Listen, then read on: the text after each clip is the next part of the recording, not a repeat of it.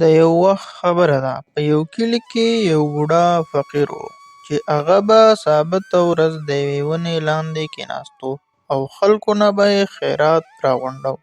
خو دا څو ورځې وشوې چې خلک به د هغه په خوا هسې تېرېدو او مدد به یې ورسره نه کولو.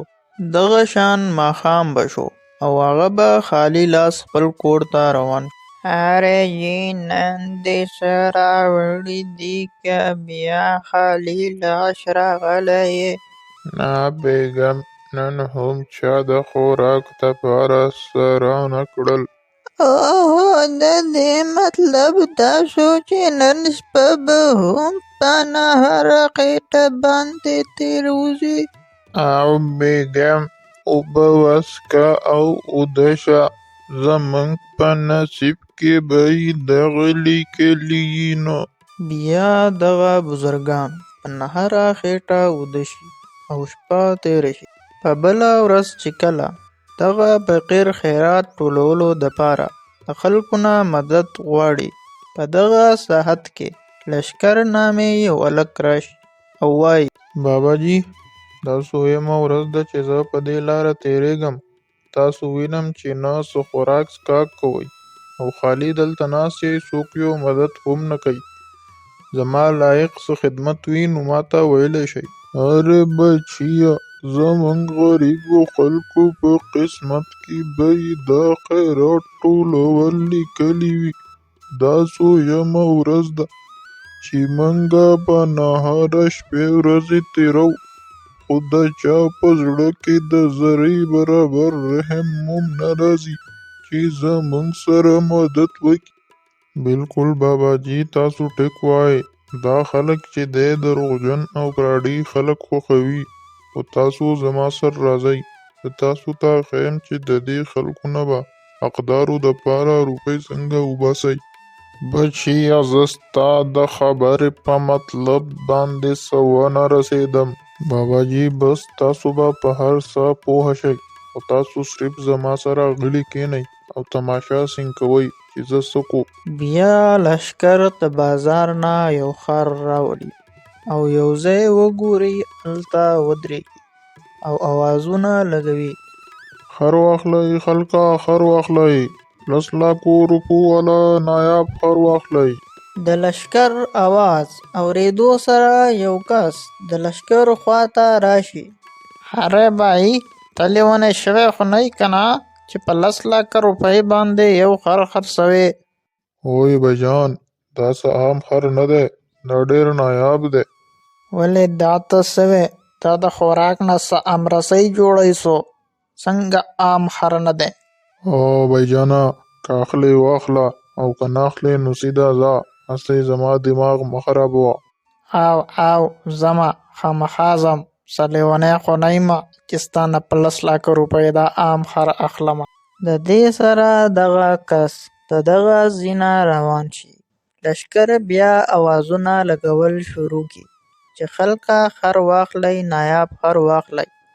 دغه کس بیا لاړ شي د بادشاه سلامت دربار ته چې بادشاه خبر کړي. خیر خو دی که نه؟ څه خبره ده؟ زموږ وزیر ته څه پریشاني ده؟ بادشاه سلامت، ستا په سلطنت کې د خلکو سره دوکه ور روانه ده.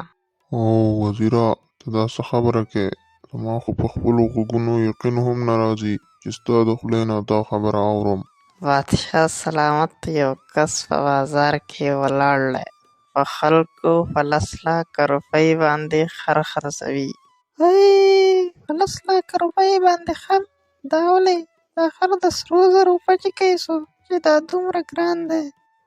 ملکۍ سلامت، په دې خبره خو ماله غوسه راغله چې ستاسو په دور حکومت کې خلک ستاسو د عوام سره دوکه کوي او په 10 لکه روپۍ پې خر خرڅوي. هو ملکۍ سلامت، داسې چل وکړه چې د محل ملازمانو ته ووایه چې ګاډی را وباسي. زه اوس پخپله د دغه کس خواله ځم چې دا ولې دومره ګران خر خرڅوي. په قلاره کښېنه، ته بیا وایې چې ستا کوم داسې لینډ کروزر ولاړ دی او یوه ټمټمه ده، د هغې هم هارن کار نه کوي او د هغې په ځای یې نورې ټولې پرزې اوازونه کوي. ټیک ته ملکه عالیه چې څنګه ستاسو خوښوي زه به په خپلو خپو د اکا خواله لاړ شم. بیا بادشاه، ملکه او وزیر د هغه خر والا طرف ته روان شي چې تپوس وکړي چې دا ولې دومره ګران دی.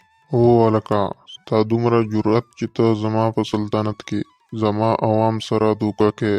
په دې خر کې څه خوبي ده چې ته یې دومره په 10 لک روپۍ خرڅوې؟ بادشاه سلامت، هېڅ خوبي پکې هم نشته، خو داسې د عوامو نه بېوقوفه جوړئ. بادشاه سلامت، دا څه عام خر نه دی، د دې ډېرې پیدې دي.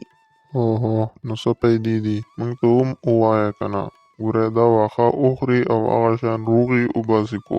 بادشاه سلامت، ماته خو ښکاري چې دی د خلکو نه بېوقوفه جوړئ. سپاهیانو ته وینا وکړئ چې ګرفتار یې کړي. لږ صبر وکړه ملکه سلامت. او هلکه، د دې خر پیدې دې زموږ په مخ کې پیش کړه شي. بالکل بادشاه سلامت، چې څه ستاسو حکم وي. د دې خر پیده دا ده چې د چا رشته دار مړه وي او په دې خر کیني نو د هغو ورته په نظر راځي او هغو سره به خبرې اترې کولی شي.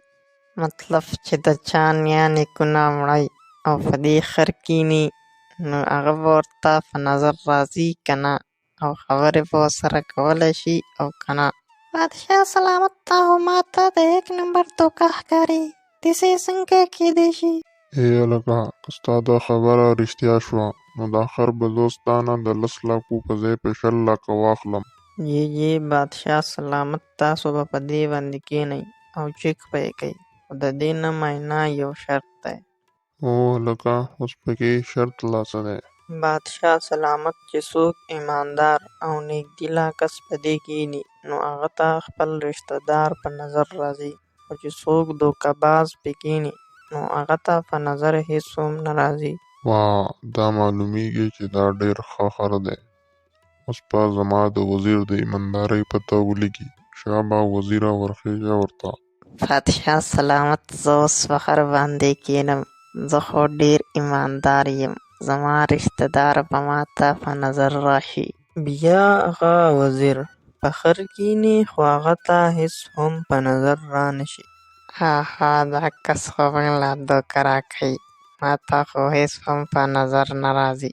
خو که ما اوس بادشاه سلامت ته ووایي چې ماته څه نه ښکاري، بادشاه سلامت به وایي چې ته دوکه باز او بې ایمانه یې. ها وزیره، څه د تا په نظر راځي او که نه؟ او بادشاه سلامت، ماته په نظر راځي، ښایي دې ښکاري، ما ورسره ډېرې ښې خبرې وکړلې. وای وزیره، ډېر ورسره مه خوږېږه، اوس په دې د ځان سره قبر ته راکاږي نو. وای هلکه، دا خو ډېر ښه خر دی. بادشاه سلامت، ته زما سره څومره مینه کوې؟ هو، زه خو د خپل ځان نه هم سیوا مینه کوم ستا سره. ټیک ته پاره بیا په دې خر کښېنه، که تا ته څه په نظر رانلو نو زما ستا به بیا یي، ځکه چې ته دوکه باز انسان یې. بیا د دې خبرې اورېدو سره بادشاه سلامت په سوچ کې شو. اوهو، زه خو د دې غټ پوځې چرمښکۍ سره ډو محبت نه کو. خو اوس مې دې ته ووایي چې ما ته څه په نظر نه راځي نو دا خو به زما په وهلو باندې بیخ راوباسي. بادشاه سلامت سره کوه، په هر باندې کښېنه. ودې لیدو بابا جي، دا خلک په اسانه د چا مدد نه کوي. په دې ورپسې به ځان لږ کوږی نو هله به کېږي. بیا بادشاه سلامت په خر کښېني. بادشاه سلامت، تا ته ستا رشته دار په نظر راځي او که نه؟ یاره، تر اوسه پورې خو راته هېڅ هم نه ښکاري. کوشش کوم که اوس راته په نظر راشي. بادشاه سلامت، څه درته په نظر نه راځي؟ نو د دې مطلب دا شو چې نه ای دی، زموږ یو ګاونډي پکې را روان دی. هلکه تورخانه، ته ولې زه داسې یوازې پرېښودم؟ موږ خو د وړوکوالي ملګري وو، په ځوانۍ کې لاړې او ګاونډ یې خالي پاتې کو. ملکه سلامت، پته درته ولګېده چې دا څومره قیمتي خر دی او دا ډېر نایابه خر دی. بادشاه سلامت خپل خزانچي ته وینا وکړه چې د خزانې نه پیسې راوړي او دا خر ته منګه بوزو. بیا دغه وزیر لاړ شي او د شاهي خزانې نه 20 لکه روپۍ راوړي او لښکر ته یې ورکړي. لښکر هم خر باچا او وزیر ته حواله کړي او بیا لښکر د دغه روپو نه نیمې روپۍ باباجي ته ورکړي. بیا لښکر په خپل طرف روان شي او باباجي خپل کور ته د دغه روپو سره لاړ شي. ډېر خوشحاله وي. د دې نه په اخوا په ارام سره زندګي تېروي.